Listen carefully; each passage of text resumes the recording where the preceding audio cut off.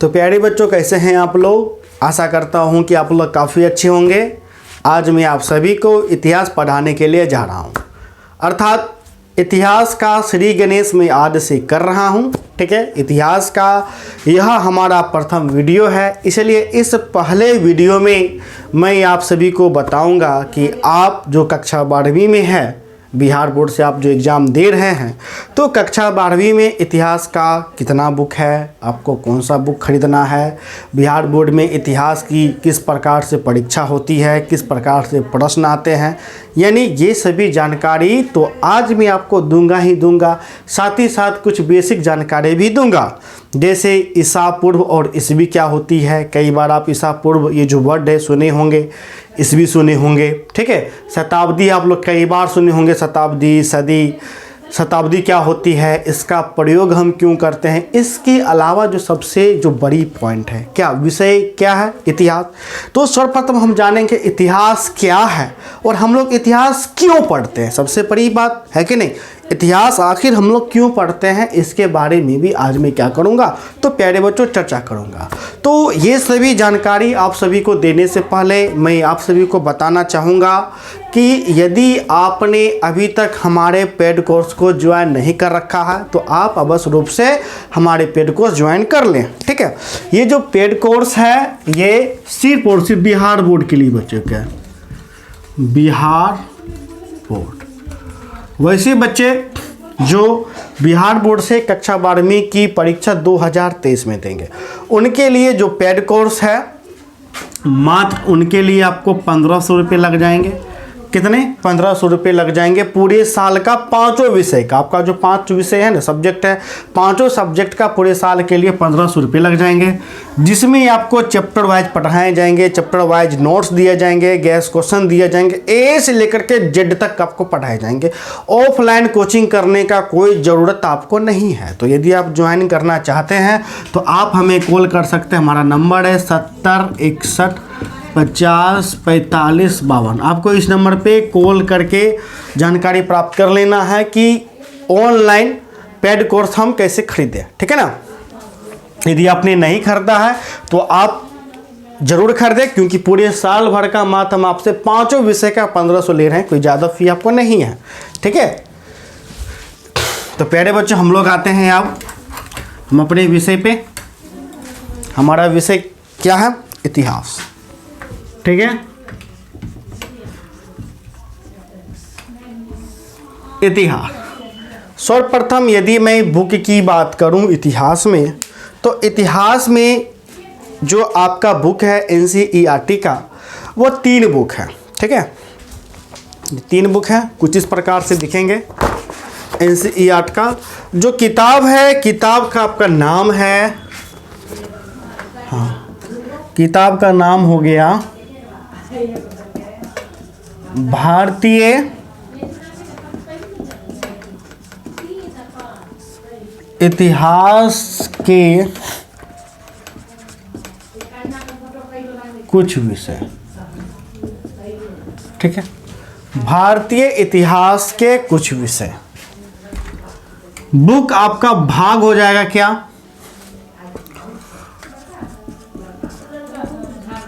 भाग ए। ठीक है, भाग 1 2 3 करके हम, ठीक है, भाग 1 और दूसरा किताब हो गया भाग 2 और तीसरा किताब हो गया भाग 3। ठीक है, यानी कि 2 किताब हालांकि है, तीसरा किताब वहां पर रखा हुआ है। भाग 3 कुछ इस प्रकार से दिखेगा, भाग 1 कुछ इस प्रकार से आपको दिखेगा, भाग 1 आपको इस प्रकार से दिखेगा। ठीक है, यानी कि जो आपको NCERT का जो 12वीं कक्षा में जो किताब है इतिहास का, उसका शीर्षक है भारतीय इतिहास के कुछ विषय, भाग 1 भाग 2 भाग 3। अर्थात आपके 12वीं कक्षा में इतिहास में कितने किताब हो गए? तो 3 किताब हो गए। ये हो गया NCERT का। यदि आप NCERT बुक खरीदना चाहते हैं तो आप खरीद सकते हैं। यदि भविष्य में आपको BPSC का तैयारी करना है, UPSC का करना है, तो आप अवश्य रूप से खरीदें। ठीक है, यदि यूपीएससी बीपीएससी का तैयारी नहीं करना है, आपको सिर्फ बोर्ड को लेकर के ही चलना है, नहीं हमें बोर्ड में बहुत अच्छा नंबर लाना है, उसके बाद हम सोचेंगे, यदि इस प्रकार का मेंटलिटी है तो आपको बुक खरीदना है SBPD का। ठीक है, SBPD का इतिहास 12वीं कक्षा का। इस प्रकार से आपको दिखेगा। ये तो मेरी पुरानी बुक है तो इस प्रकार से का कवर है। नया बुक में जाइएगा तब आपको लंबा चौड़ा सा कुछ दिखाई पड़ेगा, ठीक है। तो इस बुक का खासियत मैं आपको बता चुका हूँ कि इसमें जो भी बिहार बोर्ड जो क्वेश्चन जो पूछा जाता है उसमें अंकित कर दिया जाता है कि कौन सा क्वेश्चन किस वर्ष आपको पूछा जाता है, तो जिससे बच्चों को पता चल जाता है कि कौन सा जो टॉपिक है वो इम्पोर्टेंट है कि नहीं है, ठीक है। जिससे आपको भी तो पता चल सके ना कि मैं जो पढ़ा रहा हूँ क्या मैं अच्छा पढ़ा रहा हूँ कि नहीं पढ़ा रहा हूँ, क्या मैं सही टॉपिक पढ़ा रहा हूँ कि नहीं पढ़ा रहा हूँ, सिलेबस के अंदर पढ़ा रहा हूँ कि नहीं पढ़ा रहा हूँ, ठीक है। तो ये तो हो गई आपको प्यारे बच्चों बुक के बारे में, एग्जाम के बारे में। अब हम आते हैं एग्जाम का पैटर्न, ठीक है। एग्जाम का पैटर्न आपका सेम ही रहेगा बिहार बोर्ड का। बिहार बोर्ड का एग्जाम का जो पैटर्न है, ज़्यादा दिमाग नहीं लगाना है। 50 नंबर ऑब्जेक्टिव, 50 नंबर सब्जेक्टिव, ठीक है। 50 number objective, 50 number subjective. Corona का यदि काल रहा, कोरोना काल रहा तो बोलेगा 100 ऑब्जेक्टिव में 100 ऑब्जेक्टिव दिया रहेगा, कहेगा आपको 50 ऑब्जेक्टिव बनाना है और एक ऑब्जेक्टिव के लिए 1 अंक, तो बराबर 50 अंक पूरे गए, ठीक है। उसी प्रकार कोरोना यदि नहीं रहेगा, कोरोना नहीं, हम सीधे नहीं लिख देते, कोरोना नहीं रहेगा तो 60 ऑब्जेक्टिव रहेगा, बोलेगा 50 बनाने के लिए 1 अंक का रहेगा 50 नंबर, ठीक है। ऑब्जेक्टिव का कहानी खत्म। कोरोना काल रहा तो 100 ऑब्जेक्टिव में 50 बनाना है, नहीं रहा तो 60 में 50 बनाना है। इसी प्रकार अब हम आते हैं दीर्घ में, लघु। कोरोना काल रहा तो 30 लघु दिया जाएगा, कहेगा 15 बनाने के लिए, कितना 15, और एक जो लघु होता है वो 2 नंबर का रहता है, तो 2 नंबर के हिसाब से 15 दूना 30 हो गया, ठीक है। कितना हो गया 30। कोरोना काल यदि नहीं रहा तो आपको 27 या 28, कभी 27 देता है कभी 28 देता है, 27 या 28 लघु देगा, इसमें से 15 बनाना है, तो कितना हो गया 30 नंबर, ठीक है। यानी कोरोना रहा तो लघु 30 रहेगा, नहीं रहा तो लगभग 27 आपको रहेगा। दीर्घ, कोरोना रहे तो भी नहीं रहे तो भी दीर्घ आपको 8 दीर्घ देगा। 8 दीर्घ में से आपको कितना बनाना है, तो 4 बनाना है, तो 4 गुने 5, और एक जो दीर्घ रहेगा वो 5 नंबर का रहेगा। इस प्रकार से कितना हो गया 5 चौक 20 नंबर, ठीक है, समझ गए। तो 30 20 50 इधर भी पूरा गया और इधर भी 50 पूरा गया। तो एग्जाम का जो पैटर्न है वो पैटर्न आप समझ गए। अब हम चर्चा करेंगे इतिहास के बारे में, ठीक है।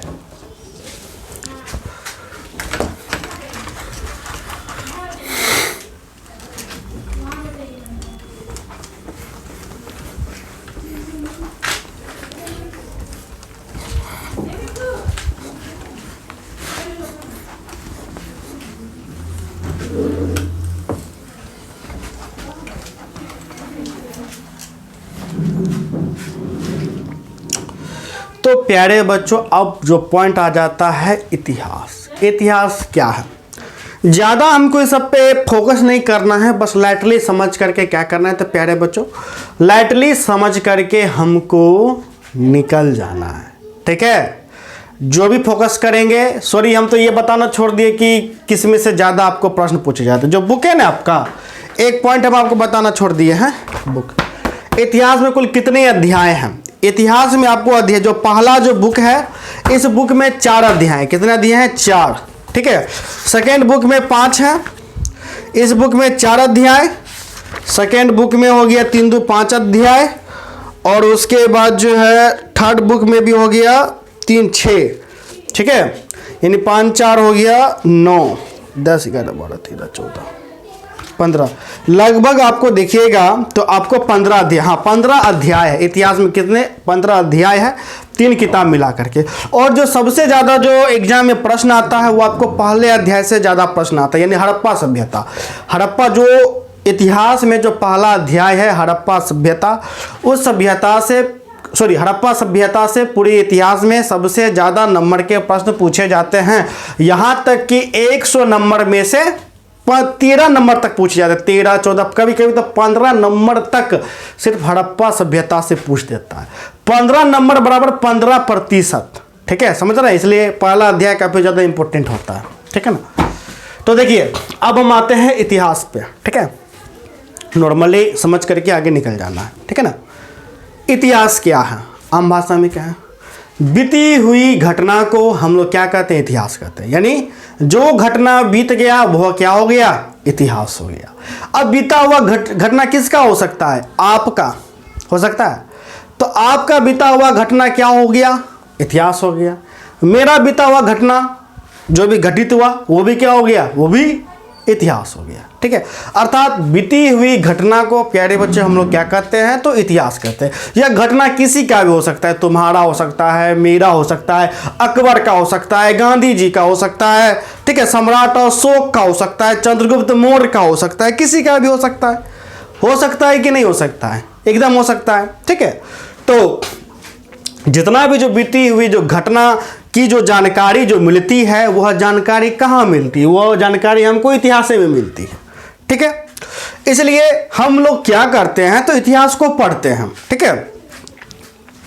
तो वह आम भाषा में बोल दिए कि बीती हुई घटना को प्यारे बच्चों हम लोग क्या क्या कहते हैं, तो इतिहास कहते हैं। इसके अलावा हमको कुछ नहीं जानना है कि किसके अनुसार इतिहास क्या है, किसने इतिहास की क्या परिभाषा दी है, इतना जानने का कोई आवश्यकता नहीं है। क्योंकि पिछले वर्ष मैंने बहुत बता दिया था इतिहास के बारे में, हालांकि वो सब कभी एग्जाम में आपको नहीं आता है, ठीक है। तो देखिए अब जो सबसे जो बड़ी पॉइंट है, तो इतिहास का यदि मैं अर्थ की बात करूं, इतिहास का अर्थ क्या हो गया, बीती हुई घटना को हम लोग क्या कहेंगे, इतिहास कहेंगे। बीती हुई घटना किसका हो सकता है, आपका हो सकता है, तो वह घटना इतिहास हो गया। मेरा हो सकता है तो मेरा भी घटना इतिहास हो गया। समुद्रगुप्त का हो सकता है तो समुद्रगुप्त का भी घटना वो क्या हो गया, इतिहास हो गया, ठीक है। सम्राट अशोक की घटना, ठीक है। और उसके बाद जितने भी घटना है वह सभी घटना क्या है, तो इतिहास के अंतर्गत ही आता है, ठीक है। तो यहां तक तो अर्थ आप लोग समझ गए। अब हम जानेंगे इतिहास हम लोग क्यों पढ़ते हैं, इतिहास हम लोग क्यों पढ़ते हैं, ठीक है। आप अक्सर देखे होंगे कि जितने भी बड़े बड़े एग्जाम होते हैं सेवा क्षेत्र के, जैसे यूपीएससी हो गया, बीपीएससी हो गया, उन एग्जाम में आप अवश्य रूप से देखिएगा कि वे जो एग्जाम होते हैं वे इतिहास पर ज़्यादा फोकस करते हैं। फोकस करने का मतलब इतिहास से भर भर के उछल करके प्रश्न पूछे जाते हैं, है कि नहीं। आखिर आपने सोचा है कि ऐसा क्यों, कभी सोचे हैं, सोचिए, ठीक है। अब ये भी सोचना है कि आखिर इतिहास हम लोग क्यों पढ़ते हैं, इतिहास हम लोग क्यों पढ़ते हैं। क्या इसका जवाब आपके पास है, मन में सोच के देखिए कि आखिर जो इतिहास है उस इतिहास को हम लोग क्यों पढ़ते हैं, ठीक है। क्योंकि मेरा विषय ही इतिहास है, 12वीं में हम इतिहास पढ़ेंगे तो हमको जानना है ना कि हम इतिहास क्यों पढ़ें, हम इतिहास क्यों पढ़ें, ठीक है। यह जानना अति आवश्यक हो जाता। मान के चलिए आपने इतिहास ले रखा है, आपका चचा बगल से आए, पूछे बेटा रे बताओ तुम जो इतिहास पढ़ता है वो काहेला इतिहास पढ़ता है, क्यों इतिहास पढ़ता है, ठीक है। पूछ सकते हैं कि नहीं पूछ सकते, तो आपके पास जवाब होना चाहिए, आपको तो जवाब देना है। तो देखिए आपको क्या जवाब देना, हम लोग इतिहास क्यों पढ़ते हैं। अब पूरे विषय में जितना भी अभी विषय आप पढ़ते हैं, पूरे विषय में इकलौता सिर्फ इतिहास ही एक ऐसा विषय है जिसमें हमें बीती हुई घटना का जानकारी प्राप्त होता है, ठीक है। यानी बीती हुई घटना का जानकारी सिर्फ और सिर्फ हमें किस विषय से प्राप्त होता है, तो सिर्फ और सिर्फ हमें इतिहास से ही प्राप्त होता है, समझ गए। अब उसी घटना के आधार पर जो गलती मैंने पहले कर रखा था उस गलती से हमें क्या मिलता है, हमें शिक्षा मिलता है। क्या मिलता है, हमें शिक्षा मिलता है, हमें ज्ञान प्राप्त होता है। तो उसी गलती के आधार पर हम क्या करते हैं, जो भी कुछ मैंने सीखा वो सीख करके हम भविष्य में आगे वह गलती को ना करें। यानी भविष्य में हम आगे कोई गलती ना करें इसके लिए हम क्या करते हैं? तो प्यारे बच्चों, इसके लिए ही हम इतिहास को पढ़ते हैं। इसके लिए हम क्या करते हैं? इतिहास को पढ़ते हैं। समझे? देखिए, इसको और हम आपको अच्छे ढंग से समझाते हैं कि हम लोग इतिहास क्यों पढ़ते हैं। एक ये बहुत प्रचलित घटना है। ये जो घटना है काफ़ी प्रचलित है। ये मेरा है कैंडल। कैंडल बोले तो क्या? मोमबत्ती। आप लोग अक्सर देखे होंगे जो छोटा सा प्यारा सा नन्हा बाबू होता है, लगभग 1 साल का, जो क्या मतलब कि घुटने के बल चलता है, ठीक है ना। लगभग 1 साल का जो बाबू जो होता है, उसके सामने कोई मोमबत्ती रख दो या डिबिया रख दो तो वो बच्चा क्या करता है? ये जो आग है, ठीक है, ये जो आग है इसको छूने का कोशिश करता है। क्या करता है? छूने का कोशिश करता है। उसकी माँ या बहन या भाई बार बार करता है, बाबू तुम इसको नहीं छुओ, बाबू तुम इसको नहीं छुओ, लेकिन बाबू बात नहीं मानता है। बाबू जेबे करता है इसको छूने के लिए, और एक बार बाबू क्या करता है? इसको छू देता है। अब जैसे ही बाबू छुआ, उसको हाथ में क्या हुआ? जलन, दर्द हुआ, जल गया तो दर्द हो गया। अब उस दर्द से उस बाबू को दर्द हुआ, ठीक है। अब उस दर्द से उसको यह शिक्षा मिला, क्या मिला? कि अब वह दोबारा इस कैंडल का ये जो मोमबत्ती है, इसका आग को कभी वो बच्चा दोबारा छुएगा? कभी नहीं छुएगा। कोई उसके मम्मियों बोलेगी बाबू तुम छुओ, तो वो छुएगा? वो नहीं छुएगा, क्योंकि बच्चे को जब भी उसको कैंडल सामने आएगा, छूने का कोशिश करेगा, उसको पुरानी घटना याद आएगा। अरे पहले हम छुए थे तो मेरा हाथ जल गया था, तो क्या वो दोबारा छुएगा? नहीं छुएगा। तो पुरानी घटना से क्या उस बच्चा को शिक्षा मिला? क्या शिक्षा मिला? कि इसको अब हमको दोबारा नहीं छूना। यदि छुएंगे तो पहले जो हाथ जला था उसी प्रकार फिर से मेरा हाथ जल जाएगा, ठीक है। समझे कितना जरूरी हो गया? अब आप ही बताइए कि हम गलती करें और गलती करके शिक्षा को प्राप्त करें, ठीक है। तो ऐसे में क्या हम कभी जिंदगी में विकास कर पाएंगे? हम कभी जिंदगी में विकास नहीं कर पाएंगे। इसलिए हम गलती करके नहीं सीखेंगे, बल्कि हमसे पहले जो भी मानव थे, ठीक है, वो जो गलती कर चुके हैं, उस गलती के आधार पर हम सीख करके हम उस गलती को दोबारा नहीं करेंगे। जैसे पुराने मानव कौन थे? जैसे मान के चलो, जैसे देखिए अशोक हो गए। अशोक ने युद्ध लड़ा, ठीक है, कई युद्ध लड़ा। मुगल आए, वो भी युद्ध लड़ा, ठीक है। तो उन्होंने जो गलती किया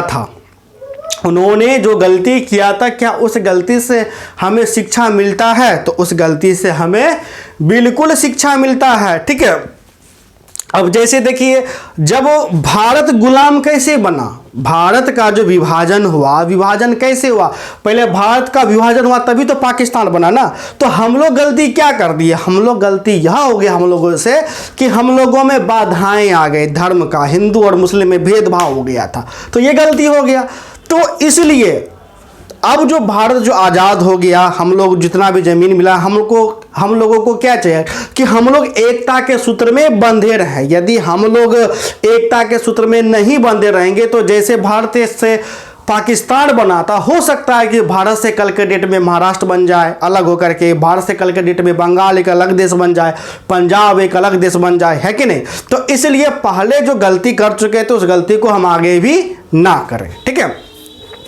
आपने देखा होगा कि आपकी दादी माँ भी कहानियां सुनाती होगी, तो उस कहानी का जो दादी माँ आपको जो कहानी सुनाती है, तो उस कहानी का मतलब क्या था? उसको एक तरफ से आपको इतिहास को ही समझाना था। अर्थात दादी माँ के कहानी में भी रहता है कि राजा जो गलती करता था तो उसको सजा मिला। इस प्रकार से मानव के विकास के लिए हम लोग क्या करते हैं? तो इतिहास को अध्ययन करते हैं। इतिहास के अध्ययन करने से मानव क्या करेगा? तो मानव विकास करेगा, ठीक है। यानी मानव गलती नहीं करेगा तो मानव क्या करेगा? तो मानव आपको विकास करेगा। तो हम लोग इसलिए इतिहास को क्या करते हैं? तो इतिहास को अच्छे से पढ़ते हैं, ठीक है। क्योंकि इतिहास अध्ययन से मानव क्या कर सकेगा? तो मानव जो पहले गलती कर चुका है उस गलती को नहीं करेगा, और जब मानव गलती नहीं करेगा तो मानव क्या करेगा? तो मानव आपको विकास कर जाएगा, ठीक है ना। तो ये तो इतिहास का अर्थ हो गया। इतिहास हम लोग क्यों पढ़ते हैं, तो इसके बारे में जानकारी आपको है ना हो गया। ठीक है, तो यहाँ तक समझने में तो कोई दिक्कत नहीं होना चाहिए। ठीक है, अब जो हम लोग जो जानेंगे, अब हम लोग क्या जानेंगे, अब हम लोग कुछ छोटी छोटी जो जानकारी है वो जानकारी को हम लोग समझ लेते हैं। ठीक है, अब देखिए, अब सर्वप्रथम हम लोग आते हैं समय। समय, दिनांक, अंग्रेजी में बोले तो डेट। अब ये जो समय जो होता है, आप कहते हैं ना कि जैसे डेट, आज कौन डेट है, कौन डेट है आप बताइए कमेंट करके। डेट भी भूल गया, आज कौन सा डेट, आज शायद 12 तारीख है। ठीक है, ऐसे आप लोग बोलते, आपसे कभी पूछा जाए था, कोई आपसे पूछेगा कि तुम्हारा जन्म कब हुआ, हम आपसे पूछे आपका जन्म कब हुआ, तो कोई बोला 2006 ईस्वी। ठीक, तो प्रश्न ये आ जाता आखिर ये 2006 क्या है। कोई बोलता है 2000, जैसे कोई पूछा अशोक का जन्म कब हुआ, तो फलामा ईसा पूर्व। ठीक है, तो कुल मिलाकर के ये 2000 आपके कई बार देखेंगे, 2001 ईसा पूर्व। किसी किसी डेट में आप ईस्वी देखे होंगे, किसी किसी डेट में आप ईसा पूर्व देखे होंगे। तो आज मैं आप सभी को क्या बताऊंगा, तो आज मैं आप सभी को सर्वप्रथम बताऊंगा ईसा पूर्व और ईस्वी। ठीक है, ईसा पूर्व क्या होता है और प्यारे बच्चों ईस्वी क्या होता है। देखिए, पहले क्या था कि पहले मानव को समय का ज्ञान नहीं था। आज जैसे जो समय है ना, जो समय चल रहा है 2000, आज 22 चल रहा है, हम लोग कहते हैं 2022 चल रहा है। तो ये जो 2022 का जो खेल है, 22 हो गया, 21 हो गया, 20 हो गया, ऐसे पहले नहीं था। बस दिन चल रहा था, लोग समय काट रहा था, जा रहा था। ठीक है, तो जो समय जो होता है, जो दिनांक होता है, वो लोगों के बीच आपको नहीं था। ठीक है, फिर क्या हुआ कि जब ईसा मसीह का जन्म हुआ, ठीक है, क्या हुआ, ईसा मसीह, आप लोग जानते होंगे ईसा मसीह कौन है। तो ईसा मसीह जो है वो ईसाई धर्म के क्या है, तो संस्थापक हैं, आप लोग जानते होंगे। तो जब ईसा मसीह का जन्म हुआ, तो ईसा मसीह के जन्म के बाद लोगों ने क्या किया, तो लोगों ने ईसा मसीह को ही जन्म को आधार मान करके क्या किया, तो समय का खोज किया, अर्थात दिनांक का खोज किया। लोगों ने क्या किया कि ईसा मसीह का मान के चलो ये केंद्र बिंदु है लाल। ठीक है, उसके बाद एक रेखा हम यहाँ पर गुजार देते हैं, ये लाइन हो गया। ठीक है, ईसा मसीह का, उसके बाद 0 से 5, 10, 15, फिर यहाँ से 5, 10, 15, इस प्रकार से है। तो ये माइनस में हो गया। अब जो समय जो चलेगा, तो समय तो किस ओर चलेगा, इस ओर चलेगा कि नहीं चलेगा, इस ओर चलेगा। तो ईसा मसीह, ये हो गए ईसा मसीह। ठीक है, ये कौन हो गए, ईसा मसीह। ठीक है, ये जो टोपी लगाए हुए। तो ईसा मसीह के जन्म के बाद हम यहाँ पर लिख देते हैं जन्म के बाद की घटना। ठीक है, तो ईसा मसीह के जन्म के बाद की घटना को हम लोग क्या बोलेंगे, तो ईस्वी बोलेंगे। क्या बोलेंगे, ईस्वी बोलेंगे। अर्थात मैं यदि आपसे पूछूं कि आपका जन्म कब हुआ, कौन साल हुआ, तो आप बोले 2006 ईस्वी, लास्ट में ना ईस्वी। तो 2006 का मतलब होता है कि ईसा मसीह के जन्म के 2006 वर्ष बाद आपका जन्म हुआ। समझे, आपका जन्म कब हुआ, 2006 में। इसका मतलब क्या, इसका मतलब ये हुआ ईसा मसीह, यानी कि मान लो कि हम हैं ईसा मसीह। हम कौन है, हम हैं ईसा मसीह। तो ईसा मसीह यानी मेरे जन्म के बाद, ईसा मसीह के जन्म के बाद कितने वर्ष बाद, तो 2006 वर्ष के बाद आपका जन्म हुआ। ठीक है, तो इसी प्रकार ये जो समय है, समय तो इधर जाएगा, जगह कि नहीं जाएगा। अब ईसा मसीह का भी तो पप्पा होगा, दादा होगा, परदादा होगा, तो वो ईसा मसीह के तो बाद में जन्म न हुआ होगा ना। तो ऐसी घटना जो बहुत सारा तो ऐसा घटना है जो ईसा मसीह के जन्म के बाद हुआ होगा। ठीक है, तो ऐसी घटना जो ईसा मसीह के जन्म के पहले घटित हुआ होगा, जन्म के पहले। तो ईसा मसीह के जन्म के पहले जो भी घटना घटित हुआ उसको हम लोग क्या बोलेंगे, उसको हम लोग बोलेंगे ईसा पूर्व बोलेंगे। उसको हम लोग क्या बोलेंगे, ईसा पूर्व। ठीक है, अब ये जो घटना है ये जन्म के पहले घटना आ गया, ठीक है। अब इसको हम इस प्रकार से समझते हैं 50, 100, 150, 50, 100, 150, ठीक है। अब हम इस प्रकार से मानते हैं कि मैंने कहा, ठीक है, कि अब ईसा मसीह के जन्म के यदि मान लो कि मेरा जो जन्म है, मेरा जन्म आपको कब हुआ, तो मेरा जन्म हुआ 50 ईसा पूर्व, 50 ईसा पूर्व, ठीक है। मेरा जन्म कब हुआ? 50 ईसा पूर्व। मान के चलते हैं हम सम्राट अशोक कि मेरा जन्म 50 ईसा पूर्व में हुआ, अर्थात जो मेरा जो जन्म है ईसा मसीह के जन्म के 50 वर्ष पूर्व पहले हुआ। 50 वर्ष पूर्व क्या हुआ? तो पहले। तो ये जो मेरा है केंद्र बिंदु हो गया, ठीक है। हम आपका मान लेते हैं, आपका जो जन्म है वह जन्म कब हुआ? तो 150 वर्ष पहले हुआ, ठीक है। 150 ईसा पूर्व पहले हुआ, अर्थात ईसा मसीह के जन्म के मान लेते हैं आप सभी का जन्म क्या एक पल के लिए 150 ईसा पूर्व। आपका जन्म कब हुआ? 150 ईसा पूर्व, यानी कि ये बिंदु है। क्योंकि ईसा मसीह के जन्म के पहले तो ईसा पूर्व हो गया, 150 तो 150। अब आप ही सोचिए कि 150 ईसा पूर्व में आपको जन्म हुआ, आप यदि 50 वर्ष के हुए, कितने वर्ष के हुए? तो 50 वर्ष के हुए, तो कौन सा वर्ष चलेगा? तो कौन सा वर्ष चलेगा? तो आप तो जन्म के इधर जाइएगा, समय की ओर जाइएगा, इसलिए समय क्या होगा? समय घटेगा, ठीक है। यानी कि यदि आपका जन्म 150 ईसा वर्ष पूर्व में होता है आपका जन्म, और आप 20 वर्ष में आपकी मृत्यु हो जाती है, आपकी मृत्यु कब हो गया? 20 वर्ष में मृत्यु हो जाती है, तो कौन सा समय चलेगा? तो चूंकि समय जो है आपको आगे की ओर बढ़ती है, इसलिए जो समय ईसा मसीह की ओर बढ़ेगी इस ओर, तो इसलिए आपका जन्म यदि 150 ईसा पूर्व में हुआ, 20 वर्ष बाद आपकी मौत हो जाती है, तो हम लोग क्या करेंगे? 150 में से 20 को घटा देंगे, तो मौत का समय कौन सा होगा? तो 130 ईसा पूर्व, 130 ईसा पूर्व, समझ गए? तो अक्सर ये किताब में देखे होंगे कि फलाना का जन्म 150 ईसा पूर्व में हुआ और वो मर गया 130 ईसा पूर्व में। तो आपको कभी कभी लगेगा ये तो गलती लिखा हुआ, भला कोई कैसे 150 में मरेगा, सॉरी 150 में जन्म होगा और 130 में मर जाएगा, तो गलत है।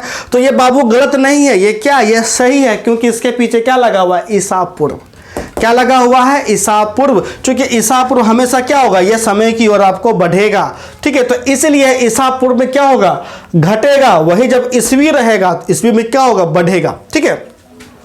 अब यदि आपका जन्म 2006 ईस्वी में हुआ है और आपकी मौत 20 वर्ष के बाद होगी, तो हम लोग क्या करेंगे? 20 वर्ष को जोड़ देंगे, क्योंकि समय तो भागेगा। तो कितना हो गया? 6 का 6 हो गया, 2 का 2, यानी 2026 में आपका क्या हो जाएगा? मौत हो जाएगा। जबकि इधर यदि हम कर लें कि यदि मेरा ईसा पूर्व रहेगा, इधर 2006 आ जाते हैं, ईसा पूर्व में आपका जन्म हुआ, आपका मौत 20 वर्ष के बाद होगा, तब हम लोग क्या करेंगे? तो हम लोग इसमें जो है 20 वर्ष को क्या करेंगे? तो घटा देंगे। तो 20 वर्ष मेरा क्या हो जाएगा? घटेगा। तो घट करके कितना आ गया? तो घट करके आपको 4 आ गया, 6 में से गया, ये घट करके फिर इधर मेरा है ना चल आएगा, ये आएगा कि नहीं आएगा? तो इसमें मेरा क्या होगा कि प्यारे बच्चों घटेगा, जबकि इधर मेरा क्या होगा? तो जुटेगा। इसी तरह आप जहां भी देखिएगा कि बहुत सारे देखिएगा कि बहुत का जन्म ईसा पूर्व में जैसे 150 में हुआ है और उसका जो मौत है 130 में आपको है ना हो गया। तो ईसा पूर्व क्या होता है? तो ईसा मसीह के जन्म के पहले की घटना को ईसा पूर्व बोलेंगे, और ईसा मसीह के जन्म के बाद की घटना को हम लोग क्या बोलेंगे? तो ईस्वी बोलेंगे, ठीक है। तो ईसा मसीह और तो ईसा पूर्व और ईस्वी आज आप लोग समझ ना चुके हैं, ठीक है। अब हम आगे आपको बताएंगे शताब्दी की, आखिर हम लोग शताब्दी का प्रयोग हम लोग क्यों करते हैं, ठीक है। तो देखिए, शताब्दी कहिए या सदी कहिए, शताब्दी कहिए या सदी कहिए, दोनों बात बराबर है। शताब्दी का मतलब होता है 100 वर्ष। कितने वर्ष होता है? 100 वर्ष होता है, ठीक है। अब मान के चलिए कि आज से लगभग ईसा मसीह के जन्म के बाद की घटना, तो बहुत सारा ऐसा घटना है जिसका इतिहास के बारे में कोई जान पाएगा, कोई जान आपको नहीं पाएगा। मान के चलो कि हम ही हैं, ठीक है, हम ही हैं। मेरा जन्म कब हुआ? तो मेरा जन्म जो है ईसा मसीह के जन्म से आपको 300 वर्ष पहले हुआ। कितना वर्ष? 300 वर्ष पहले। अब 300 वर्ष पूर्व पहले मेरा जन्म हुआ, ठीक है। इसके आधार पर जो साक्ष्य मिले हैं उनके आधार पर कोई कहा कि नहीं, मुकेश का जन्म 315 ईसा पूर्व में हुआ होगा। कोई बोला नहीं 305 ईसा पूर्व में हुआ होगा, और कोई बोला नहीं 380 ईसा पूर्व में हुआ होगा, ठीक है। अर्थात मेरा जन्म पर क्या है तो मतभेद है। मेरे मामा ने कहा, जो साक्ष्य मिला उस साक्ष्य पर, जो भी साक्ष्य मिला, सबूत मिला, उसके आधार पर इतिहासकार को लगा कि मुकेश का जन्म, एक इतिहासकार को लगा कि 315 में है मामा के हिसाब से, दूसरे को चाचा के हिसाब से मिला कि मुकेश का जन्म 305 में हुआ, और तीसरे को फूफा के हिसाब से लगा क्या कि 380 में हुआ। ऐसा साक्ष्य मिला, सबूत मिला। अब तीनों में से, अब देखिए, अब मुकेश का जन्म अर्थात मेरा जन्म, ठीक है, आपको इन तीनों में से एक में हुआ, लेकिन किस में हुआ कोई जान पाया नहीं, जान पाया, ठीक है। तो अब हम किसी को बोलेंगे कि मुकेश का जन्म फलामा के अनुसार 315, चिल्लामा के अनुसार 305 और उसके अनुसार 380, बोलने में कितना दिक्कत हो रहा है? दिक्कत हो रहा है कि नहीं हो रहा है? इन्हीं दिक्कतों को दूर करने के लिए हम लोग ने क्या किया, 0 से लेकर के 100 तक, ये हो गया एक सदी, ठीक है। 101 से लेकर के हो गया 200 तक, दूसरा शताब्दी या 2 सदी। 201 से लेकर के 300 तक, ये मेरा हो गया तीसरा सदी। 301 से लेकर के 400 तक, ये मेरा हो गया चौथी सदी या चौथी शताब्दी। अब देखिए, ये जो तीनों 315, 305, 380, ये इसमें पूरा आ रहा है। 301 से लेकर के 400 तक आ रहा है कि नहीं आ रहा है? इसलिए मैंने डायरेक्टली कहा कि मुकेश का जन्म चौथी शताब्दी में हुआ। किस शताब्दी में हुआ? तो चौथी शताब्दी में हुआ। अब इस चौथी शताब्दी में तो तीनों आ गया, आया कि नहीं आया? तो बोलने में क्या हो गया, आसान हो गया। तो इसीलिए बहुत सारा साम्राज्य होता है, जैसे मौर्य साम्राज्य, मगध साम्राज्य होता है कि नहीं होता। अब उस साम्राज्य का उत्थान कब हुआ, उदय कब हुआ, ठीक है, जैसे गुप्त हो गया। इसमें इतिहासकार का हमेशा समय का मतभेद रहता है। इसी मतभेदों को दूर करने के लिए इतिहासकार किसका प्रयोग करते हैं? तो शताब्दी का प्रयोग करते हैं। शताब्दी का मतलब होता है 100 वर्ष।